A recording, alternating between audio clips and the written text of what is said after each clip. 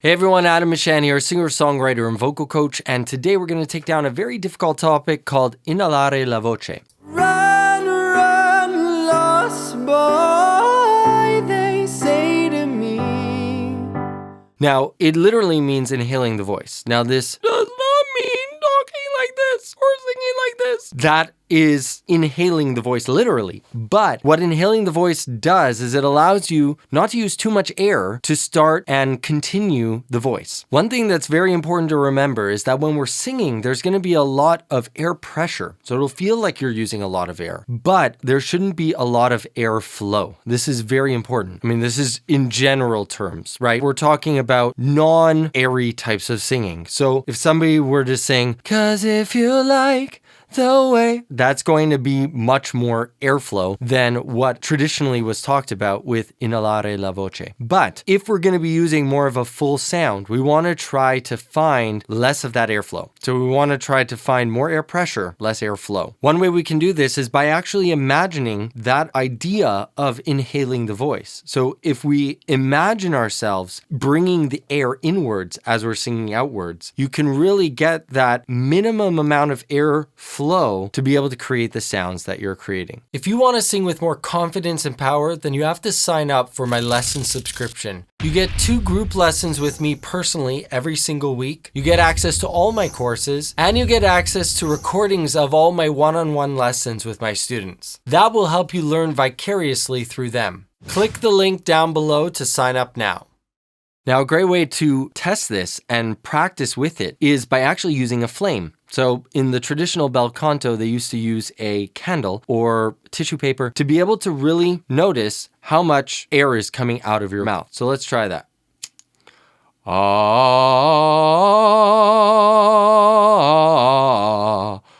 ah. The goal is to try not to blow out the candle and also not let too much of that air to make it flicker.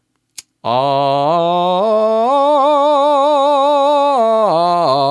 ah, ah.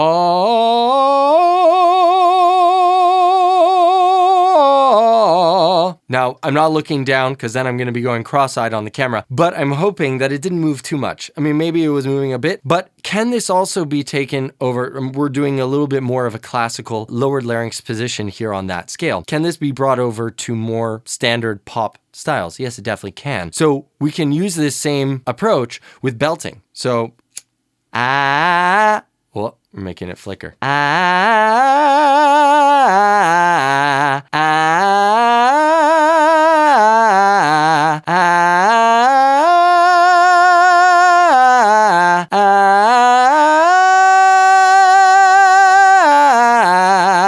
And you can also practice with getting it closer or further away from your mouth, right? So depending on how close it is to your mouth is how much, how good you're actually getting with this quality, right? So if I have it further away from my mouth, I can be a little bit more lax with the amount of airflow that I'm using. But if I have it really close, I have to be spot on, making sure that there's not a lot of air coming out. So let's try that even a little bit closer.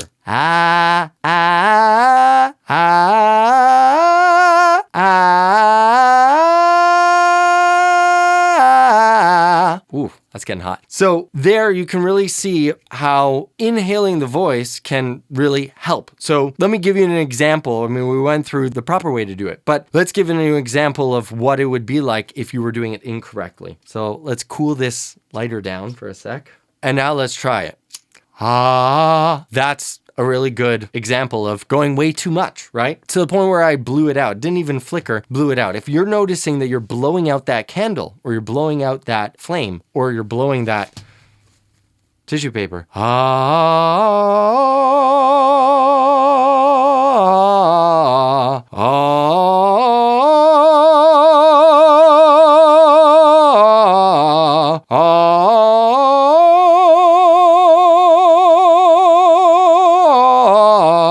it's actually improving. So I'm really trying to focus in on that inward movement of the sound. And again, it can be done with more brighter, wider vowels. So I'm doing it like really close to my face right now. So as you can see, as I'm speaking, it's actually, the plosives are making it difficult to keep it from doing this. But if I were to just on a pure vowel,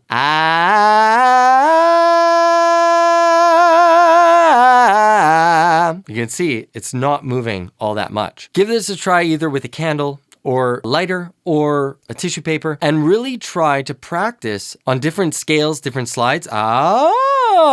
Being able to hold back your airflow so that you feel like you're using a lot of air and there's a lot of air pressure built up. But we're not actually allowing that air to escape. We're using it all to create sound energy. That is what's going to give you an efficient voice so that you're not blowing out all that air, losing all of it as you're going. You're actually getting a very efficient, well-oiled machine. If you like this video, check out that one. You're going to like it too.